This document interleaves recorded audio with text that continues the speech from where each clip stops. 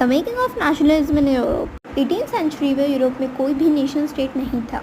ऐसे में Germany, Italy, Switzerland तो किंगडम्स थे एंड वहाँ पे कोई भी एक कॉमन कल्चर तो था नहीं, ना ही कोई कॉमन लैंग्वेज थी। तो सेंस ऑफ कलेक्टिव बिलोंगिंगनेस आई कहाँ से? तो इसके लिए हमको दो चीज़ पढ़नी बहुत ज़रूरी है। पहले तो आरिस्टोक्रेसीज एंड न्यू मिडिल क्लासेस। तो जो इनमें जो लोग आते थे वो कौन थे? वो लोग थे आरिस्टोक्रेसी लोग एंड पीजेंट लोग। सोसाइटी इन दो भाग में बटी पड़ी थी। आरिस्टोक्रेसी वो लोग रहते थे जो अमीर खानदान से होते थे, socially and politically dominant class होती थी वो यूरोप में, जैसे राजा महाराजों के चाचा वाचा, मतलब उनके रिलेशन से ही बिलोंग करते थे, इसलिए अमीर थे। And as a result of industrialisation एक नई मिडिल क्लास जो है कंपोज हुई, बेसिकली वर्किंग क्लास पॉपुलेशन, जिसमें बिजनेसमैन एंड प्रोफेशनल्स आ जाते थे। उस टाइम पे 18th सेंचुरी में इंग्लैंड से भी ट्रेड हो रहा था और यहाँ पे यही जो मिडिल क्लास लोग हैं उनके मन में लिबरलिज्म मीन फ्रीडम की फीलिंग आई, एक आइडियोलॉजी आई। क्योंकि जैसे वो कहीं भी ट्रेड व्रेड करते थे तो उनको टैक्सेस देने पड़ते थे। सबसे बड़ी यूनिवर्सल सफ्रेज थी, बेसिकली उनको कोई राइट टू वोट वगैरह भी नहीं था, है ना।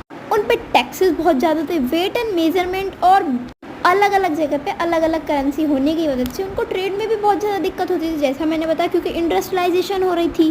तो ये सब उनकी कुछ डिमांड थी कॉन्स्टिट्यूशन को लेके। इन सब डिमांडों को चलते कस्टम यूनियन बनाया गया 1834 में ज़ोल्वरिन, जिसकी वजह से जो तारीफ barriers and reduce the number of currencies, 30 currency होती थी, अब वो 2 हो गई। अब वापस एक स्टोरी पे आओ। जो स्टोरी हमने पढ़ी थी, नेपोलियन था, उसने फ्रांस पे राज किया, फिर वो हार गया। बट कैसे हारा वो, और उसके बाद क्या हुआ? नेपोलियन हारा था द बैटल ऑफ वाटरलू में, जिसके बाद जीतने वाली पावर जैसे कि ब्रिटेन, रशिया, प्रूशियन, ऑस्ट्रिया ने उसके ऊपर ट्रीटी थोप दी, जिसका नाम था ट्रीटी ऑफ वेना, जिसके अंदर वो सारे ड्रॉबैक्स थे जो नेपोलियन ने लाए थे। जो भी नेपोलियन ने अच्छे काम करे थे उन सबको वापस बदल दिया गया, जैसे कि प्रिविलेजेस, बर्थ प्रिविलेजेस को भी हटा दिया गया। पोलैंड रशिया को दे दिया गया। और जैसा आपको पता है वहाँ पे मोनार्की का राज था, तो दोबारा वही कर दिया। इस सब को देख के रेवोल्यूशनरीज बिल्कुल भी खुश नहीं थे। वापस से कंजर्वेटिज्म आ गया था, तो उन्होंने अंडरग्राउंड होके प्लान बनाना शुरू कर दिया।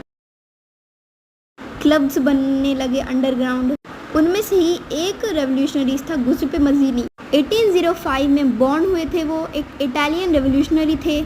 उन्होंने 2 सीक्रेट ग्रुप बनाए थे, societies, basically young Italy and young Europe, जो इटली को फ्री करवाना चाहते थे, और जिसकी वजह से 24 साल उन्होंने जेल में भी काटे हैं। तो बाय बाय, आज का ये टॉपिक यहीं ख़त्म होता है। Bye bye.